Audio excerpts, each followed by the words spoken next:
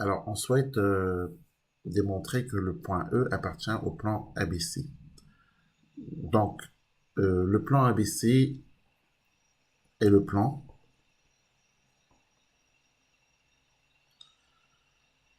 passant par le point A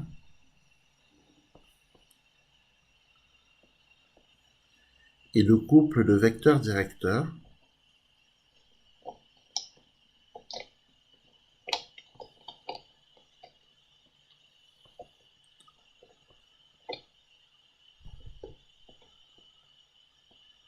AB, AC.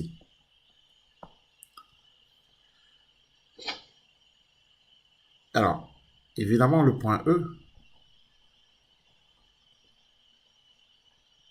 est défini, puisqu'en fait, ce qui compte pour nous ici, c'est d'exprimer le vecteur AE. Ce qui compte pour nous, c'est d'exprimer le vecteur AE en fonction des vecteurs directeurs AB et AC.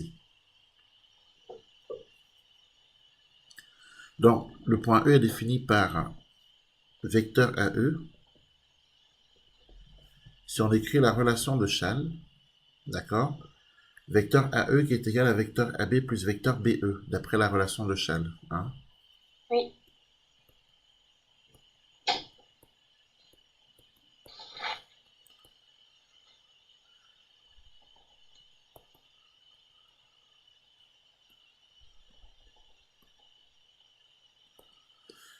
Voilà, mais le vecteur BE, on le sait, il vaut la moitié de AC. Hein.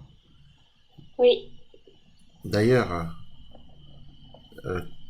si on reprend notre exercice, hein, en vérité, on a même directement le vecteur AE qui est égal à AB plus 1 demi de AC. De toute façon, le vecteur BE vaut 1 demi de AC. Alors, on peut directement écrire. Alors, on peut laisser la relation de Chasles et poursuivre en écrivant qu'on a AE qui est égal à AB plus 1 demi de AC. On vient d'exprimer les vecteurs, le vecteur AE, d'accord. C'est ce qu'on voulait, hein. On vient d'exprimer le vecteur AE en fonction des vecteurs AB et AC. Alors, qu'est-ce qu'on peut écrire? On peut écrire qu'on a donc le vecteur AE qui s'exprime en fonction du vecteur AB, hein, donc lambda AB plus micro AC, avec bien sûr lambda et mu, qui sont des nombres réels. C'est ce que veut le cours, c'est ce que dit le cours. Le cours dit que si le vecteur AB est égal à lambda AB plus mu AC avec lambda et mu réel, alors le point E appartient au plan ABC. Voilà, donc là, on a démontré. On peut donc conclure en disant que donc le point E se trouve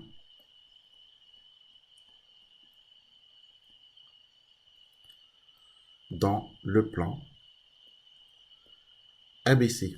Est-ce que c'est compris? Oui. Très bien. Les points EC et D sont-ils alignés? Justifions la réponse. On pourrait ici démontrer par un raisonnement par l'absurde. D'accord? Oui.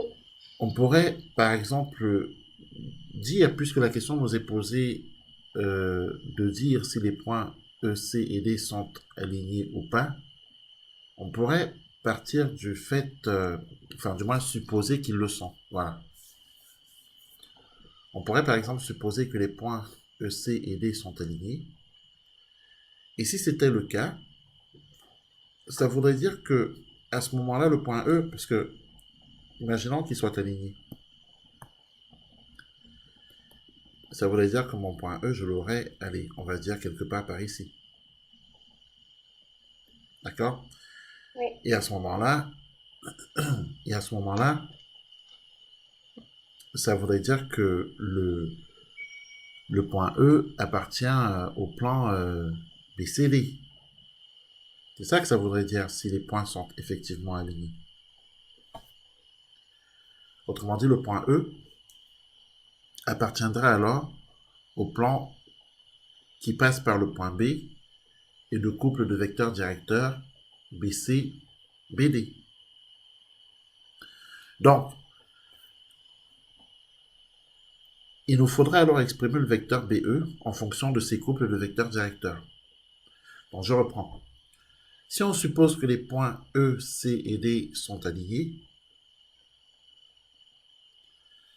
alors, de toute évidence, le point E appartiendrait alors au plan BCD. Et par conséquent, le plan BCD, qui est le plan qui passe par le point B et qui a pour couple de vecteurs directeurs BC, BD, alors on pourrait exprimer le vecteur BE en fonction des vecteurs BC et BD. Et puis on verrait.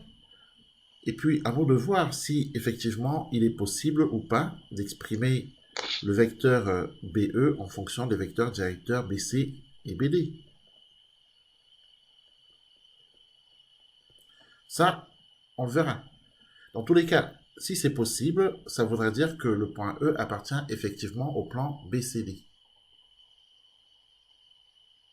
Et ça voudra dire surtout que les points E, C et D sont alignés. Mais si on n'arrive pas à exprimer le vecteur BE en fonction des vecteurs BC et BD, ben ça voudra dire aussi que le point E n'appartient pas à ce plan. Il n'appartient pas au plan BCD. Et que si le point E n'appartient pas au plan BCD, bah, ça prouvera que effectivement les points ne sont pas alignés. Bon, alors on va écrire notre justification.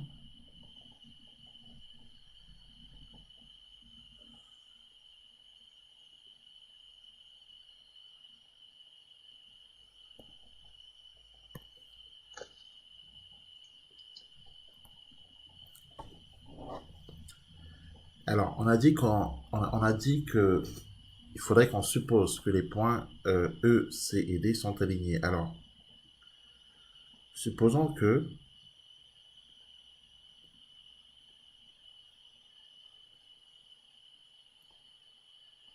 les points E, C et D soient alignés.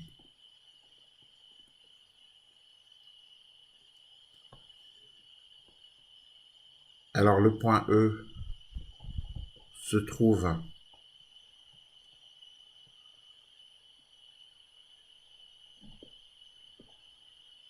dans le plan BCD.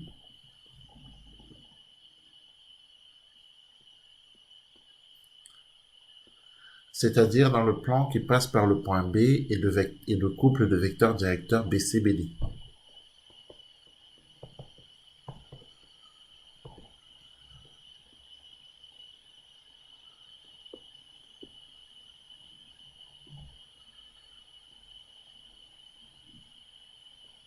C'est-à-dire dans le plan passant par le point B et de couple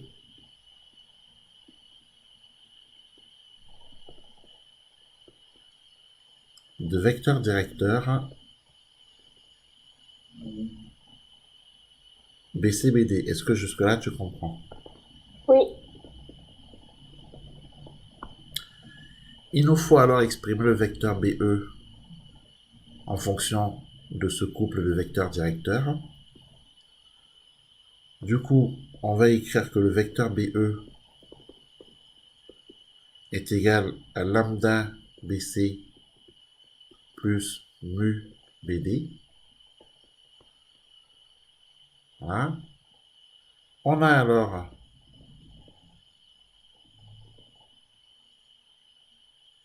alors, pensons que le vecteur BE, il est égal au vecteur BA, d'accord, plus AE. Oui. Le vecteur BE, c'est le vecteur BA plus le vecteur AE. D'accord? Oui. Puisque nous, ce qui nous intéresse, alors, il faut bien savoir où on va. Ce qui nous intéresse, c'est de démontrer que les points E, C, D sont ou pas alignés. Donc, BE, comme on a dit, c'est BA plus AE. C'est égal à lambda BC plus mu BD. Le vecteur AE, on l'a exprimé plus haut tout à l'heure. Rappelons-nous, on avait exprimé que, alors, enfin, du moins, il est donné dans l'exercice. Il est donné, le vecteur AE est égal à AB plus 1 demi de AC.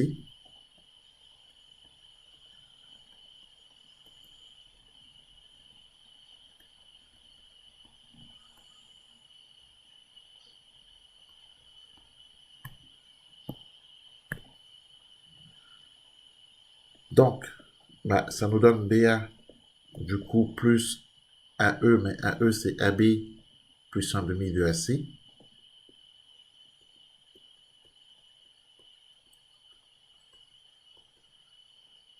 Et c'est égal à lambda BC plus mu BD. Le vecteur BA plus le vecteur AB, c'est le vecteur nul.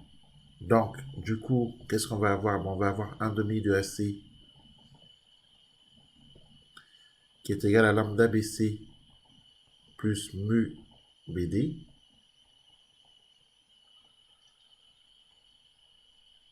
Alors, on peut imaginer que, alors, 1 demi du vecteur AC, 1 demi du vecteur AC ici, on peut multiplier toute cette égalité par moins 2. Alors, si on multiplie par le nombre moins 2, on va obtenir moins AC à gauche. Moins AC à gauche, c'est-à-dire CA.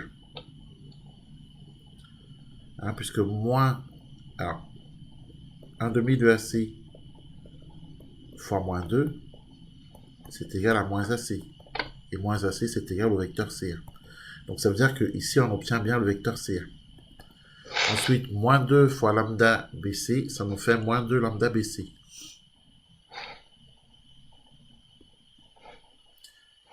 Et puis moins 2 fois mu BD, ça nous fait moins 2 mu BD.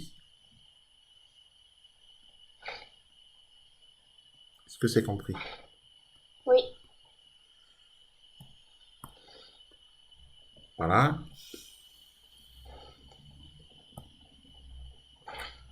Donc, à ce stade, le plan BCD, c'est aussi en fait le plan qui passe par le point C, puisque ici, on a trouvé que CA est égal à moins 2BC, moins 2 lambda BC, moins 2 mu BD. Pensons que le plan BCD, c'est aussi le plan qui passe par le point C et de couple de vecteurs directeurs CD-CB. Je répète, le plan BCD, c'est aussi le plan qui passe par le point C et de couple de vecteurs directeurs CD-CB. Et à ce moment-là, il faudrait exprimer le vecteur CA. Le vecteur CA en fonction des vecteurs CB et CD. C'est ce qu'on a fait. Donc, ça montre bien que le point A est dans le plan BCD, cette dernière égalité, celle-ci.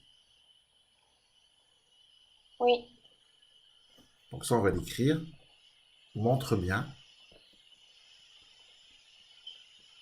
que le point A est dans le plan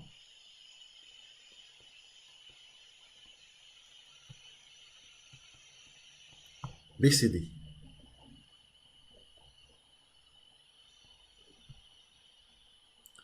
Alors, évidemment, ce résultat est absurde, parce que regarde bien le point A. Est-ce que le point A est dans le plan BCD quand on regarde notre tétraèdre?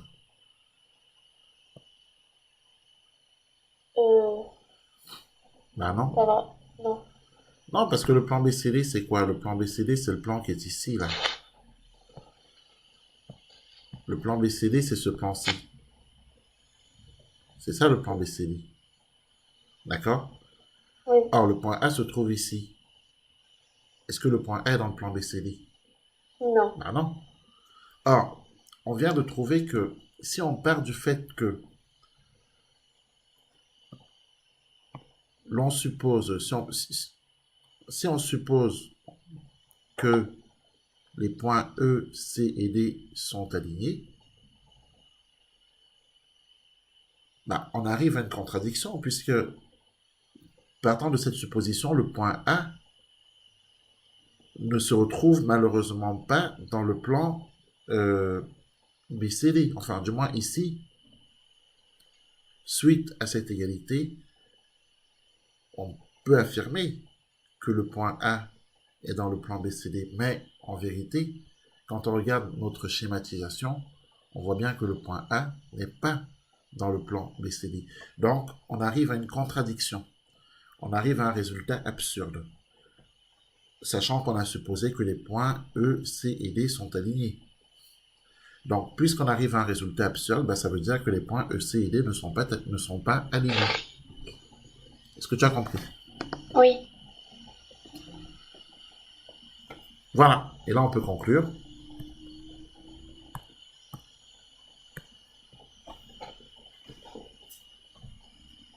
Donc, ce résultat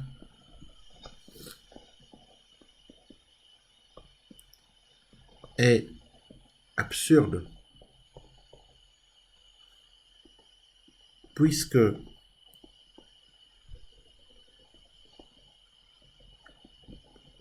ABCD est un tétraèdre.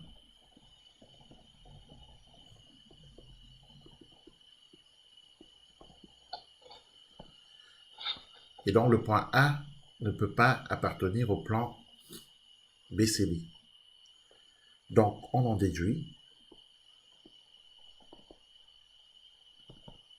que les points E, C et D ne sont pas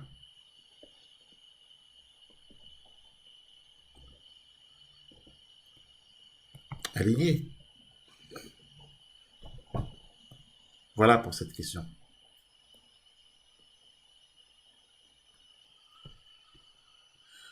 Donc, à la question,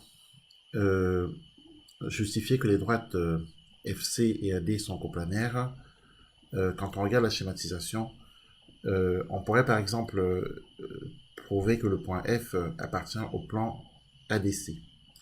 Or, il se trouve que quand on regarde l'énoncé, le point F est défini par la relation AF égale 2 tiers de AD moins 1 demi de AC, ce qui prouve que le point F appartient au plan ADC. Donc, du moins, ce qui prouve que le point F appartient au plan passant par A et le vecteur directeur AD et AC. Donc, à partir du moment où le point F appartient au plan ADC, bah, en fait, on a les droites FC et AD qui sont contenues dans le plan ADC. Et puisqu'elles sont contenues dans le plan ADC, bah, ça prouve que les droites FC et AD sont coplanaires. Donc, d'où la justification suivante. Le point F est défini par AF qui est égal à 2 tiers de AD moins 1 demi de AC, ce qui prouve que F se trouve dans le plan passant par A et le couple de vecteurs directeurs AC-AD, donc F se trouve dans le plan ACD. De là, on en déduit que les droites FC et AD sont dans le plan ACD. Par conséquent, les droites FC et AD sont coplanaires.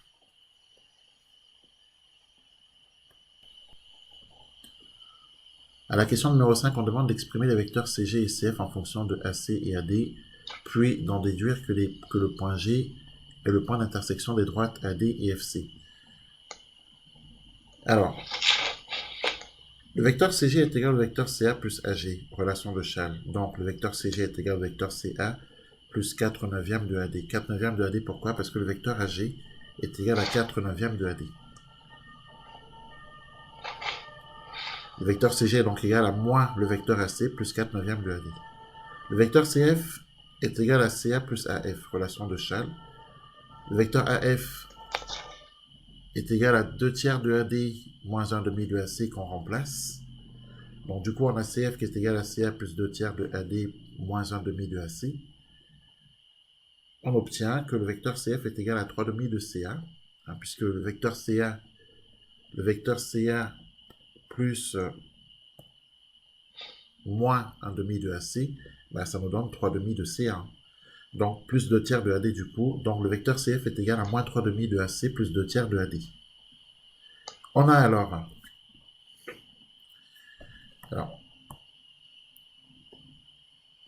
si on multiplie